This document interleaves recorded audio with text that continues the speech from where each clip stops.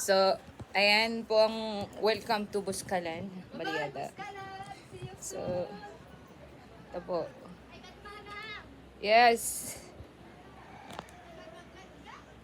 Ah? Yeah, nag-vlog ako. So, ayan. Bababa kami.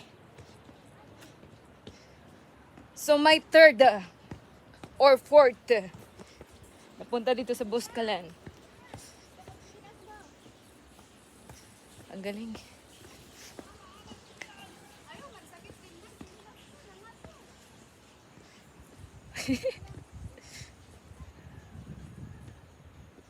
Yun nga, napaka-ironic dahil pinupuntahan siya ng mga bisita. So, para makita ang isang prominent, magaling na mambabatok dito sa Pilipinas.